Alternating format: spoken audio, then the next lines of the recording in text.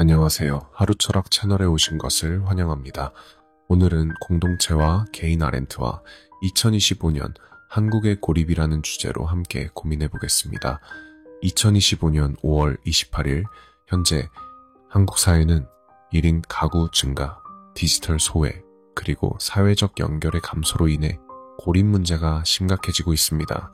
이런 현실 속에서 개인과 공동체의 관계를 어떻게 이해할 수 있을까요? 이를 탐구하기 위해 한나 아렌트의 철학을 살펴보겠습니다.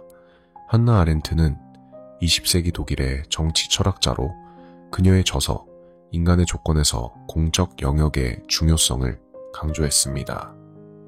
아렌트에 따르면 공적 영역은 사람들이 함께 모여 대화하고 행동하며 의미를 창출하는 공간입니다. 그녀는 인간이 진정으로 인간다움을 발휘하는 것은 고립된 개인적 삶이 아니라 공동체 속에서 서로를 인정하고 관계를 맺을 때라고 보았습니다. 반면 고립은 인간의 본질을 위협하며 의미를 잃게 한다고 경고했습니다. 이러한 아렌트의 관점은 2025년 한국의 고립 문제를 이해하는 데 중요한 단서를 제공합니다. 먼저 한국의 고립 현황을 살펴보겠습니다. 2025년 통계청 자료에 따르면 1인 가구 비율이 40%를 넘어섰습니다. 이는 10년 전 30%에 비해 크게 증가한 수치로 특히 20대와 30대 청년층에서 1인 가구가 급증하고 있습니다. 한 20대 여성은 인터뷰에서 이렇게 말했습니다. 혼자 사는 게 자유롭다고 생각했는데 외로움이 너무 커요. 친구를 만나도 SNS에서처럼 깊은 대화는 나누기 어렵습니다. 이처럼 1인 가구의 증가는 물리적 고립뿐 아니라 정서적 고립으로 이어지고 있습니다. 또한 디지털 소외 문제도 심각합니다. 2025년 한국은 오지와 메타버스 기술이 전국적으로 확산되었지만 모든 사람이 이를 누릴 수 있는 것은 아닙니다. 가정하자면 65세 이상 노인의 45%가 디지털 기술에 접근하지 못해 사회적 연결에서 배제되고 있습니다. 이는 아렌트가 말한 공적 영역에서 소외되는 현상과 맞닿아 있습니다. 더불어 사회적 연결의 감소도 고립을 가속화하고 있습니다.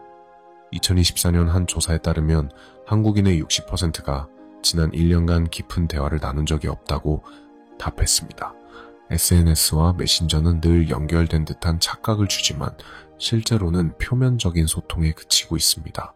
아렌트의 관점에서 보면 이러한 고립은 단순히 개인의 문제가 아니라 공동체 전체의 붕괴로 이어질 수 있습니다.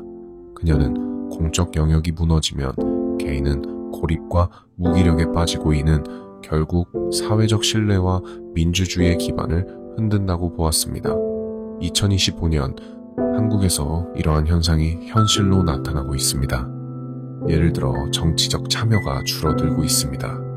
2025년 지방선거 투표율은 45%로 역대 최저를 기록했습니다. 이는 사람들이 공동체 문제에 무관심해지고 고립된 삶에 익숙해졌음을 보여줍니다. 그렇다면 아렌트의 공적 영역 개념을 한국에 어떻게 적용할 수 있을까요? 그녀는 공적 영역을 보관하기 위해 대화와 행동이 필요하다고 했습니다. 2025년 한국에서 이는 구체적으로 어떤 모습일까요? 첫째, 오프라인에서의 대화 공간을 늘려야 합니다. 예를 들어 지역 커뮤니티 센터에서 정기적인 대화 모임을 열거나 세대 간 소통을 위한 워크숍을 마련하는 것이 필요합니다.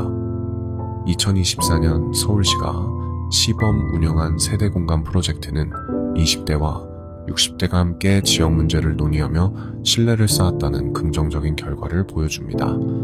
둘째, 디지털 소외 문제를 해결하기 위해 기술 접근성을 높여야 합니다.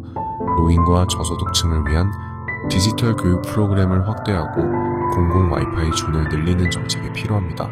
가정하자면 2025년 정부가 전국에 영계 공공도서관에 디지털 교육센터를 설치했다면 디지털 소외가 줄어들 수 있을 것입니다. 셋째, 개인의 적극적인 참여를 유도해야 합니다. 아렌트는 공적 영역이 개인의 자발적 행동으로 만들어진다고 보았습니다. 이를 위해 시민들이 공동체 활동에 참여할 수 있는 기회를 늘려야 합니다. 예를 들어 자원봉사나 지역 캠페인 같은 활동이 활성화된다면 사람들이 고립에서 벗어나 의미를 찾을 수 있습니다. 하지만 이러한 해결책에도 한계는 존재합니다. 첫째, 경제적 여건이 문제입니다. 2025년 한국은 실업률이 10%에 달하며 경제적 불안이 커지고 있습니다. 이런 상황에서 커뮤니티 활동에 참여할 여유가 없는 사람들이 많습니다. 둘째, 디지털 플랫폼의 한계도 있습니다. 메타버스와 같은 디지털 공간은 물리적 만남을 대체할 수 있지만 진정한 대화와 신뢰를 쌓는 데는 한계가 있습니다. 2025년 한 조사에 따르면 메타버스 사용자 70%가 여전히 외로움을 느낀다고 답했습니다. 이는 아렌트가 강조한 공적 영역의 물리적 만남의 중요성을 보여줍니다. 그렇다면 아렌트의 철학은 우리에게 어떤 교훈을 줄까요? 그녀는 고립이 인간의 본질을 위협한다고 보았지만 동시에 인간이 공동체를 통해 의미를 창출할 수 있다고 믿었습니다. 2025년 한국에서 고립을 극복하려면 개인이 먼저 작은 행동을 시작해야 합니다. 예를 들어 이웃과 인사를 나누거나 지역 모임에 참여하는 것부터 시작할 수 있습니다. 철학자 김영민 교수는 이렇게 말했습니다. 현대인은 연결되어 있지만 고립되어 있습니다. 진정한 공동체는 물리적 만남과 대화에서 시작됩니다. 이는 아렌트의 공적 영역 개념과도 연결됩니다. 더 나아가 아렌트는 공적 영역에서 정치적 행동이 중요하다고 보았습니다. 2025년 한국의 서인은 시민들이 공동체 문제를 해결하기 위해 적극적으로 목소리를 내는 것을 의미합니다.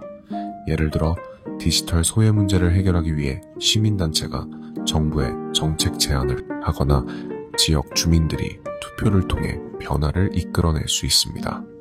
이러한 행동들이 모여야 고립에서 벗어나 공동체를 복원할 수 있습니다. 결론적으로 공동체와 개인의 관계는 2025년 한국에서 중요한 화두입니다. 아렌트의 공적 영역 개념은 고립된 개인이 다시 의미를 찾고 사회적 연결을 회복하는 데 중요한 단서를 제공합니다.